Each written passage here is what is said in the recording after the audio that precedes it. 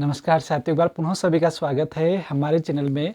हम संधि का अध्ययन कर रहे थे। हमारी हिंदी व्याकरण की सीरीज लगातार चली हुई है, संभवतः आप लोग देख रहे हैं और इसका लाभ भी उठा रहे होंगे। आज बात करेंगे अपने संधि यानी कि व्यंजन संधि और विसर्ग संधि की। इससे पहले हमने संधि वाले पार्ट में क्या देखा था, रिवीजन करते हैं, क्विक रिवीजन। संधि हमने देखी थी, 3 प्रकार की संधि होती है। आपकी स्वर संधि होती है, व्यंजन संधि होती है और विसर्ग संधि होती है। स्वर संधि को हमने समझ लिया था। स्वर संधि के 5 प्रकार होते हैं। स्वर संधि के 5 प्रकार होते हैं। कौन कौन से? आपकी दीर्घ संधि, गुण संधि, वृद्धि संधि, यण संधि और अयादि संधि, ये हमने देखे थे। हमने पहचानने के नियम भी बताए थे कि जहाँ पर आपको आ, बड़ी, बड़ाऊ और री दिखे वो आपकी दीर्घ संधि होगी। गुण संधि में क्या कहा था? ए, ओ, अर जहाँ दिखेंगे वो आपकी गुण संधि होगी। वृद्धि संधि में क्या कहा था? जहाँ पर आपको 2 मात्राएं दिखेंगी ना, पहचानने के तरीके बताए थे, तो आपकी वृद्धि संधि हो जाएगी। हमने यण संधि में क्या कहा था? जहाँ आधा वर्ण या य, व, र आधे वर्ण के साथ या तो य होगा या व होगा या र होगा, तो वह आपकी यण संधि होगी। उसके बाद हमने अयादि संधि देखी थी, जिसमें ऐ, आय, अव, आव दिखा था। यानी कि पहचानने के तरीके बताए थे कि बीच में या तो व दिखे या य दिखे, वह अयादि संधि होगी। उसका अगर आपने वो वीडियो नहीं देखी है तो ज़रूर से एक बार देखिए, आपके जो कॉन्सेप्ट हैं वो क्लियर हो जाएंगे। आगे बढ़ेंगे। हमारी जो बची हुई संधि है, संधि के जो 2 भाग हमारे बच गए, यानी संधि हमने 3 प्रकार से कहा था। स्वर संधि पढ़ चुके हैं 5 भागों को। अब जो बचे हुए 2 संधि है, यानी कि व्यंजन संधि और विसर्ग संधि, उसका हम यहाँ अध्ययन करेंगे। तो आइए शुरुआत करते हैं इस रिवीजन के बाद। तो सबसे पहले व्यंजन संधि को देखेंगे, संधि का जो दूसरा प्रकार है। तो एक प्रश्न आपसे है, तो आपको इस व्यंजन संधि में कौन सी संधि दिखाई दे रही है? देखो, व्यंजन में भी एक संधि है।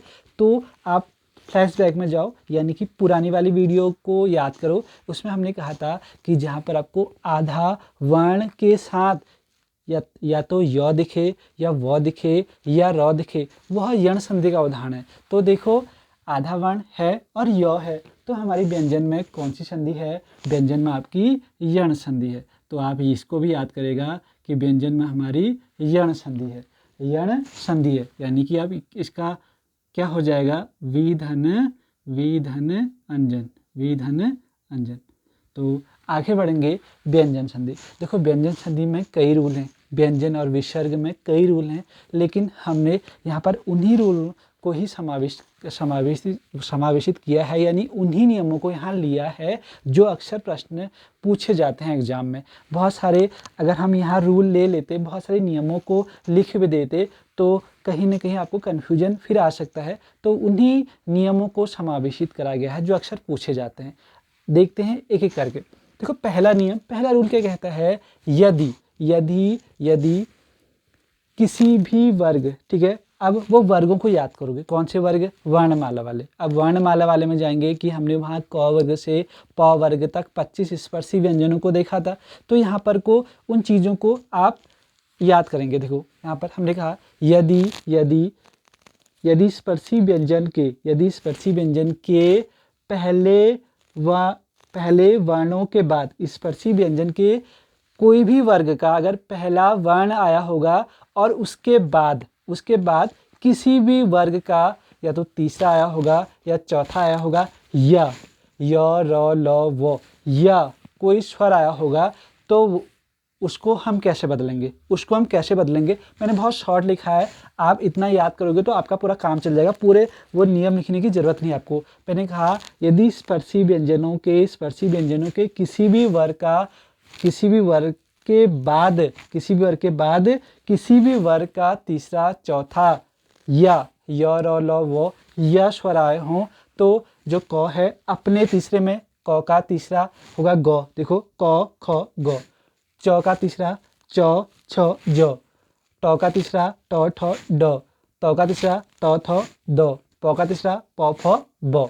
तो प्रथम के बाद किसी भी वर्ग के तीसरा, चौथा आया होगा तो प्रथम अपने तीसरे में बदलेगा। देखते हैं, नियम याद नहीं हो रहा, कोई बात नहीं, नियम नहीं पूछे जाते हैं, ये पूछे जाते हैं जो आपके उदाहरण। देखो, जगत धन बंधु।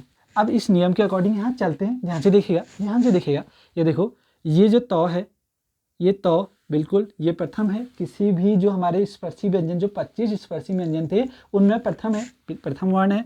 तो प्रथम वर्ण के बाद किसी भी वर्ग का तीसरा चौथा आ जाए, किसी भी वर्ग का, उन्हीं वो 25 में से, तो ब जो है वो तीसरा है। कैसे? प फ ब आपका क्या है? तीसरा है, बिल्कुल। तो ये तो अपने तीसरे में बदलेगा, तो तौ का तीसरा, तौ थ द। तो देखो, जगत की जगह, तौ की जगह हम द लगा दें, जगत बंधु, बंधु को ऐसे उतार देंगे, बहुत ही सरल है। ठीक है, ये संधि जो व्यंजन संधि है, विसर्ग संधि है, बहुत आसान होती है। जो देखो, तौ का द हो गया, तौ का द हो गया, क्योंकि हमारे नियम के अनुसार ये फिट बैठ गया। अब देखो, जगत धन ईश, तो तौ किसी भी जो स्पर्शी व्यंजन का पहला वर्ण है के बाद स्वरा रखा है, ई क्या है? स्वर है, ई क्या है? स्वर है।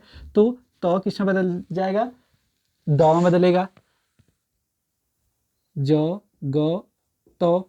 ठीक है, ज ग तौ था, तो ये किस में बदलेगा? द में बदलेगा, आधे में। लेकिन यहाँ पर बड़ी की मात्रा, ये भी देखिए, ये क्या है? बड़ी की मात्रा। तो हमने यहाँ क्या लगा दिया? ये हो जाएगा आपका जगदीश, ये आपका क्या हो जाएगा? जगदीश।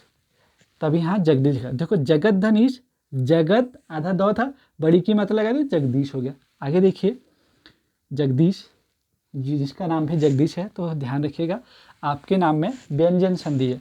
तो दिक धन गज, दिक धन गज। तो देखो, क किसी भी स्पर्शी व्यंजनों का प्रथम वर्ण है, वो वर्णमाला आप जरूर से एक बार रिपीट करिएगा, जरूर से, पक्का आपको फिर ये संधि याद आ जाएगी। मैं आपको बता रहा हूँ। तो स्पर्शी व्यंजन का प्रथम वर्ण है क, बिल्कुल ठीक है। क के बाद अब नियम कह रहा तीसरा चौथा य या कोई स्वर आए, तो ग जो है, ग बिल्कुल तीसरा है। क ख ग तीसरा रखा है, तो ये क जो है वो अपने तीसरे क ख ग बदल जाएगा। तो दिक धन गज बराबर क्या होगा? दी ग, दी गज। तो गज को ऐसे लिख देंगे, तो ये क अपने ग में बदल जाएगा, अपने तीसरे में बदल जाएगा। ठीक है, इनको अब यहाँ सब लिखना संभव नहीं था, तो कुछ शब्द लिखे हैं, 4 शब्द। देखिए, सदाचार। तो सदाचार कैसे बना होगा? बताओ, सदाचार कैसे बना होगा? तो सदाचार कैसे बना होगा? द किससे बना होगा? तौ से बना होगा जी, बिल्कुल सही कह रहे हो आप।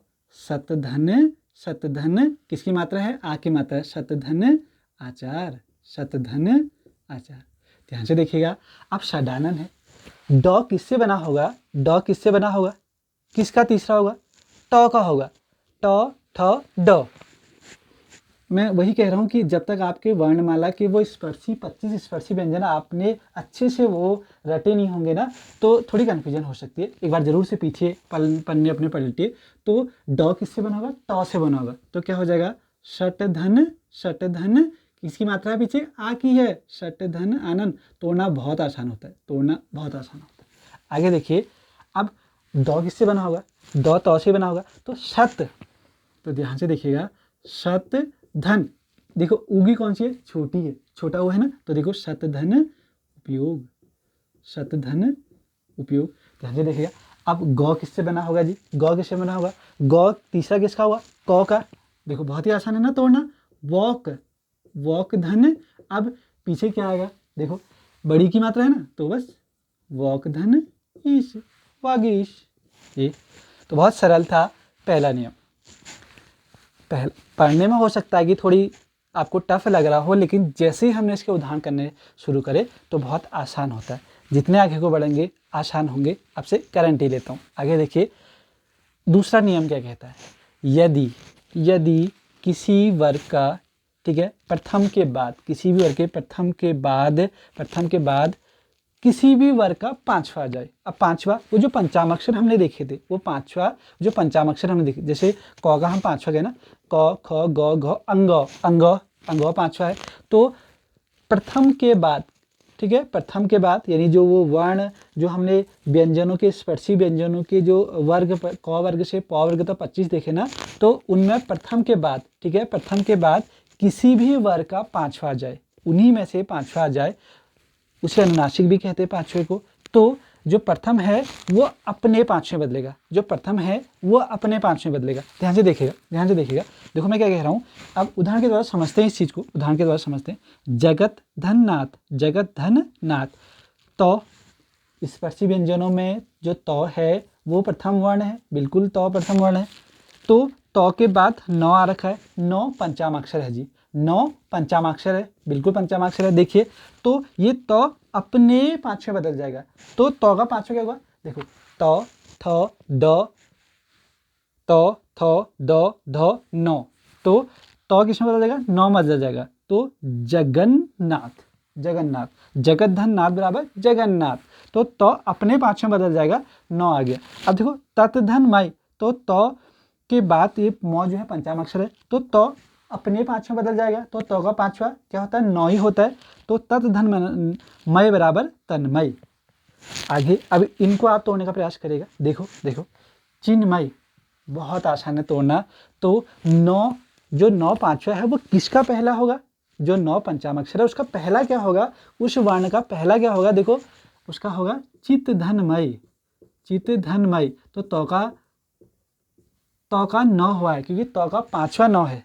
अब देखो अब अणव किस में आता है, अणव किस, वो जो स्पर्शी व्यंजनों के जो वर्ग हैं वो किसका पांचवा है, अणव किसका है, देखो अणव किसका है, ट का, ट ठ ड ढ अणव, ट ठ ड ढ अणव। यानी कि इस अणव किस में टूटेगा, ट में, अपने पहले में। देखो ध्यान से सुनो, षट धन मास, षट धन मास,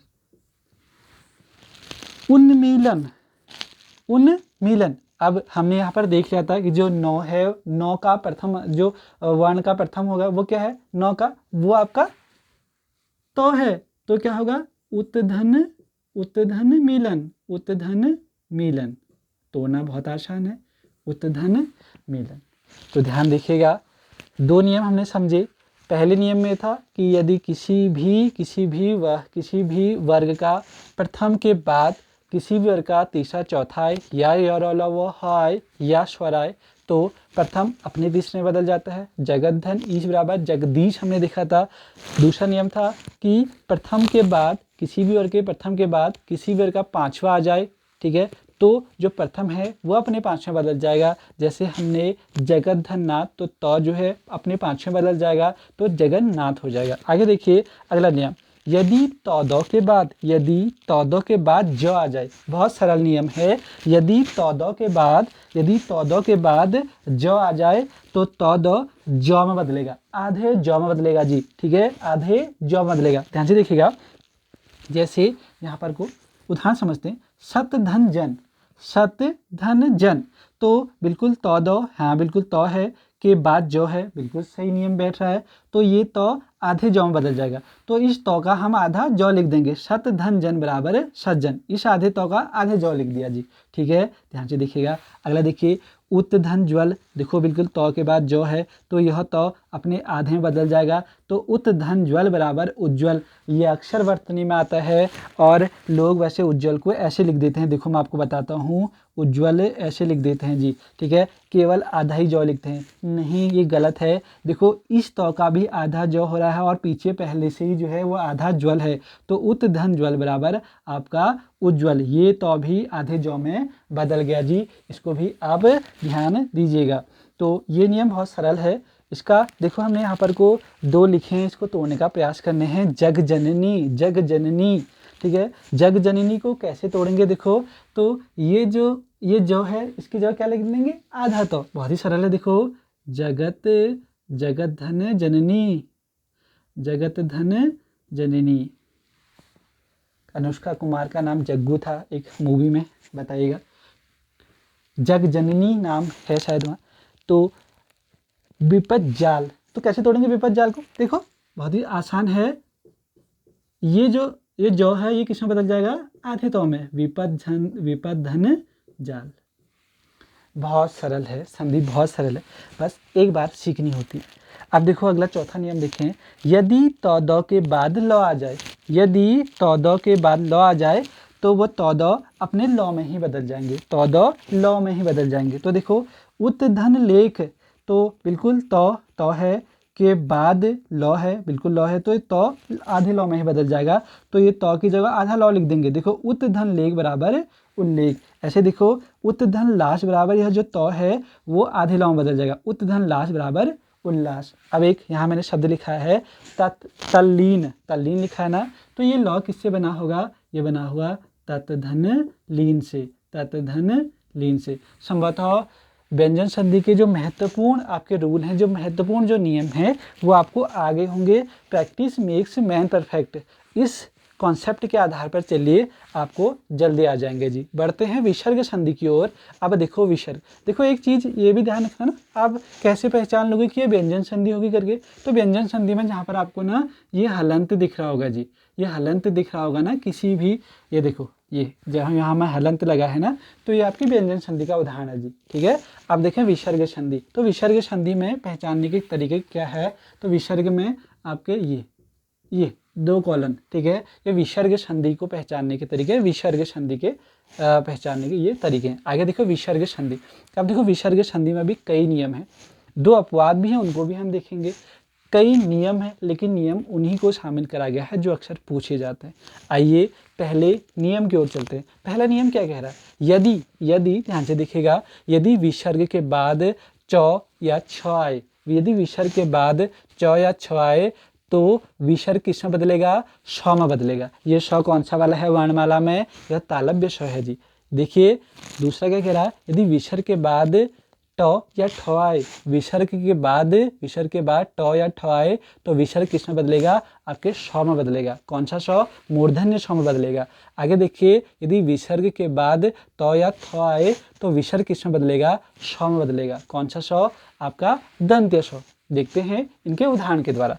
अब देखो निह धन चय, देखो विसर्ग के बाद च है, बिल्कुल च है, बहुत ही आसान होती हैं ये संधियाँ। तो विसर्ग के बाद च है तो किस में बदल जाएगा विसर्ग, ये आधे श में बदल जाएगा।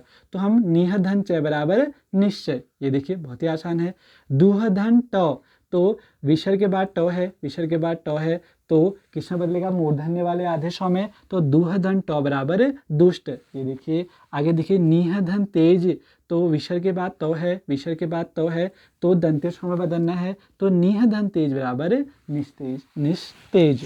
आगे देखिए मैंने यहाँ पर ये लिखे हैं कुछ 4, इनको करते हैं। बहुत ही आसान है, बहुत आसान है विसर्ग संधि को तोड़ना। देखो निह, बस कुछ मत करो, बस लगा दो। ये श की जगह, इन श की जगह विसर्ग लगा दो। देखो निह धन चल, इस श को हटा दो, विसर्ग लगा दो।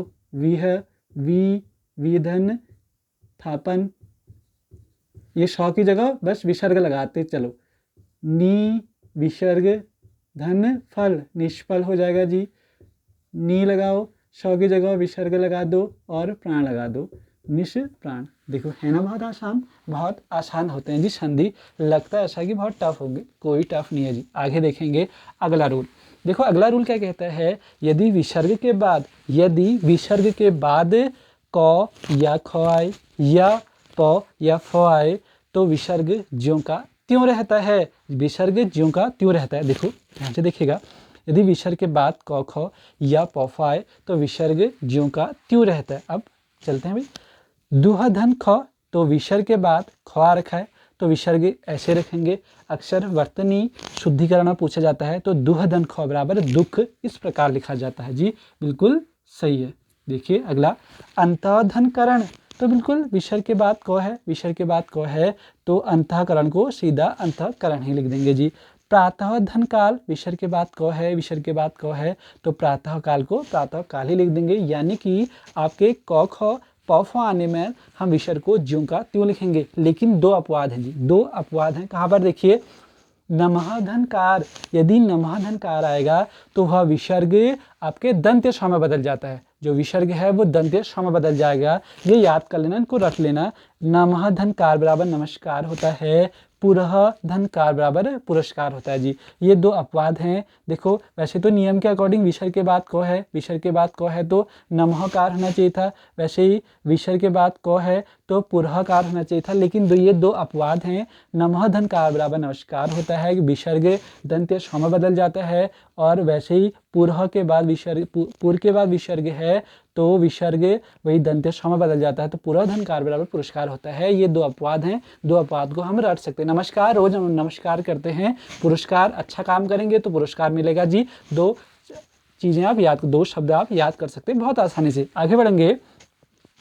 लास्ट नियम है और इस नियम को गुण संधि के साथ भी आपको अंतर करके बताऊंगा, क्योंकि गुण संधि के साथ यह नियम ऐसा लगता है कि इसमें गुण संधि होगी, तो अंतर बताऊंगा जी। ठीक है, देखिए यदि रूल क्या है, रूल नहीं आते लिखने के लिए, समझना है हमें। देखो, यदि विसर्ग से पहले अ हो, विसर्ग से पहले अ हो और विसर्ग के बाद किसी भी वर्ग का तीसरा, चौथा, पांचवा या य, र, ल, व, ह, विसर्ग से, यदि विसर्ग से पहले अ हो, विसर्ग के बाद किसी भी वर्ग का तीसरा, चौथा, पांचवा या य, र, ल, व, ह हो, तो विसर्ग और अ मिलके ओ हो जाता है, विसर्ग और अ मिलके ओ हो जाता है। ध्यान से देखिएगा, बता रहा हूँ। शरह, शरह, धन, ज, तो विसर्ग से पहले अ है। अब आप कहोगे यहाँ तो र दिख रहा है, नहीं, व्यंजनों के अंत में अ होता है, तो र के अंत में अ है, विसर्ग से पहले अ है, बिल्कुल सही है। के बाद किसी भी वर्ग का तीसरा, चौथा, अब ज देखो कौन सा तीसरा चौथा देखते हैं, च, छ, ज, यानी ज आपका तीसरा है, बिल्कुल तीसरा है, तो विसर्ग और अ मिलके ओ में हो जाते हैं, तो शरह, धन, ज बराबर इस विसर्ग को ओ में बदल दो, तो र में ओ की मात्रा लगा दो, रोज, रोज। आगे देखिए, यशः, यश, धन, दा, अब देखो विसर्ग से पहले अ है, बिल्कुल श के अंत में अ है, व्यंजन के अंत में अ होता है, फिर नियम को याद रखिएगा। तो और विसर्ग के बाद द है, तो द तीसरा है, चौथा देखते हैं, तो थ, द, बिल्कुल तीसरा है, तो विसर्ग जो है ओ में बदल जाएगा, तो श में ओ की मात्रा लगा देंगे, यशोदा, यशोदा। ऐसे देखो, मनः, धन, हर, तो विसर्ग से पहले अ है और उसके बाद ह है विसर्ग के बाद, ये देखिए इस नियम के अकॉर्डिंग ह है बिल्कुल, तो विसर्ग ओ में बदल जाएगा, मनः, धन, हर बराबर जो विसर्ग है ओ में बदल जाएगा, तो मनोहर, बिल्कुल जी। वैसे तपह, धन, भूमि, विसर्ग के से पहले अ है, उसके बाद ठीक है आपका भ है, प, फ, ब, भ, प, फ, ब, भ, चौथा है, ठीक है, इस नियम के अकॉर्डिंग चौथा है, तो विसर्ग ओ में बदल जाएगा, तो प में ओ की मात्रा लगा देंगे, तपो भूमि, तपो भूमि। बहुत ही आसान है, दो अपवाद है इसमें भी, ध्यान से देखिएगा, ये दो अपवाद, इनको भी हम रट सकते हैं, बहुत बड़ी बात नहीं है। तो ये दो अपवाद कौन से हैं, यदि पुनः और अंत, ये दो शब्दों को याद रखना, पुनः और अंत। तो पुनः, ठीक है, जैसे देखो यहाँ पुनः धन जन्म होगा, तो यह विसर्ग किस में बदल जाएगा, ये र में बदल जाएगा। देखो ये दो जो होते हैं ना, देखो वैसे तो नियम के अकॉर्डिंग क्या कह रहा है कि विसर्ग से पहले अ हो और विसर्ग के बाद किसी भी वर्ग का तीसरा, चौथा या आपका तीसरा, चौथा, पांचवा या य, र, ल, व, ह हो, तो जो विसर्ग है वो ओ में बदल लेगा। लेकिन यहाँ पर ऐसा नहीं है तो ज तीसरा है, च, छ, ज है तीसरा, लेकिन ये दो शब्द ऐसे हैं पुनः और अंत, तो पुनः और अंत ऐसे शब्द हैं कि इनका विसर्ग ओ में नहीं बदलेगा, इनका विसर्ग बदलता है र में, इनका जो विसर्ग बदलता है वो र में बदलता है। ये दो शब्द हैं, ठीक है, इनको रटना है आपको। तो पुनः धन जन्म बराबर, तो ये विसर्ग र में बदल गया, देखो पुनर्जन्म, ये विसर्ग र में चला गया। अंतः धन धान बराबर, यह विसर्ग ध में चला गया, र में चला गया, अंतः धन धान बराबर अंतर्धान, अंतर्धान। अब मैंने आपसे कहा कि गुण संधि को भी मैं यहाँ पर आपको बता देता हूँ। देखो गुण संधि में हमने क्या कहा था, ए ओ आर, जो ओ है, अब देखो देखने में जैसे हमने कहा ना कि अगर आपको कहीं एक वाली मात्रा दिखे तो गुण संधि होगी, आपको ओ वाली मात्रा दिखे वो गुण संधि होगी। लेकिन ओ वाली मात्रा तो यहाँ पर को भी है, देखो सरोज में भी ओ की मात्रा है, यहाँ भी ओ की मात्रा है, यहाँ भी ओ की मात्रा है, यहाँ भी ओ की मात्रा है, लेकिन ये अपवाद है। देखो वो गुण संधि था ओ वाली, यहाँ पर जो है वो गुण संधि नहीं है, यहाँ पर कौन सी संधि है, विसर्ग संधि है। देखो अगर हम ना इसको देखें, गुण संधि में हमें क्या था, गुण संधि में हमें ओ लाने के लिए क्या चाहिए था, हमें गुण संधि में ओ लाने के लिए हमें किन वर्ण आ रहे थे, देखो ओ लाने के लिए हमें गुण संधि में, ओ लाने के लिए हमें गुण संधि में क्या था, अ और ऊ से मिलके ओ बनना है जी, ठीक है, और ऊ से मिलके ओ बनना है। तो यहाँ क्या बन रहा है, चलो विसर्ग को एक समय के लिए हटा भी देते हैं, तो र के बाद चलो अ है, लेकिन यहाँ तो ज है, हमें क्या चाहिए ओ के लिए, हमें उस गुण संधि में ऊ चाहिए था, उस गुण संधि में हमें ऊ चाहिए था, तब हमारी विसर्ग होती। यही या दूसरा भी देख लेते, देखो चलो स के बाद विसर्ग हटा देते हैं एक समय के लिए, स के बाद चलो अ है, अ के बाद तो यहाँ ऊ आना चाहिए था, तब तो ओ बनता, तो गुण संधि नहीं है। ऐसे ही अ ऊ होना चाहिए था, तब मनोहर होता। तो ये अंतर है आपका गुण संधि और आपका विसर्ग संधि में। आशा करता हूँ कि आपको व्यंजन संधि और विसर्ग संधि अच्छे से आई होगी। जहाँ पर कॉन्सेप्ट क्लियर नहीं हो रहा, पीछे करिए, रिकैप करिए, फिर वीडियो को देखिए। और जो हमारे सीरीज जो हमने श्रृंखला शुरू करी थी ना, उसको आप बेसिक से ही देखिए। अगर जैसे आपके पास ये वीडियो आ गई व्यंजन संधि और विसर्ग संधि, आप इसी को देखने लग गए ना, तो फिर हो सकता है कहीं ना कहीं जो हमारे रूल हैं, जो हमारे नियम हैं, या जो हमारा जो ज्ञान है ना, वो पूरा नहीं जुड़ पाएगा, कनेक्ट ही नहीं हो पाएगा। क्यों? क्योंकि हमने शुरुआत से नहीं देखा उस चीज़ को। तो पहले आप शुरू वाली चीज़ को ही देखिए, तभी आगे बढ़िएगा और तभी जो आपका ज्ञान होगा वो स्थायी हो पाएगा। आशा करता हूँ कि आप जिस परीक्षा की भी तैयारी कर रहे होंगे उसमें आप ज़रूर से सफल होंगे। आप एक सफल व्यक्ति के रूप में आपका जीवन जो है सफल होगा, यही हमारी आशा है, यही आपके लिए हमारी शुभकामनाएं भी हैं। बहुत बहुत धन्यवाद आपका। हमारे फेसबुक पेज में भी हम अपडेट डालते रहते हैं, ललित भट्ट पेज करके आप सर्च कर सकते हो। हमारा टेलीग्राम चैनल भी है, वो जो हमारे इसी चैनल के नाम पर आपका NCERT पाठशाला विथ ललित भट्ट, आप वहाँ भी देख सकते हो। क्योंकि कई PDF जैसे हम पढ़ाते हैं तो PDF वहाँ अपलोड भी कर देते हैं, तो वहाँ से आप उन PDFों को ले सकते हो, नोट्स बना सकते हो। आपकी कोई क्वेरी भी होगी तो वहाँ से हम तुरंत सॉल्व कर सकते हैं। क्योंकि बहुत ज़्यादा अगर यहाँ पर आप कमेंट करोगे या फिर बहुत ज़्यादा अगर कमेंट हो जाएंगे तो रिप्लाई देना थोड़ा देरी लग सकती है। टेलीग्राम में तुरंत आपको हमारे उत्तर ज़रूर मिल सकते हैं। हमारी पूरी टेक्निकल टीम वहाँ पर काम कर रही है, तो ध्यान रखिएगा। बाकी कोई भी आपकी समस्या होते हैं, सुझाव, आपके हमेशा सुझाव आमंत्रित हैं। मैं हमेशा कहता हूँ आप कहिए कि हमें इसमें वीडियो चाहिए, हम ज़रूर से बनवाएंगे। आपको कोई भी समस्या होती है, कोई भी सुझाव होते हैं, हमेशा हम उनका निदान करने के लिए तत्पर रहेंगे। बहुत बहुत धन्यवाद। आपका दिन शुभ होगा। नमस्कार। जय हिंद, जय भारत, जय उत्तराखंड।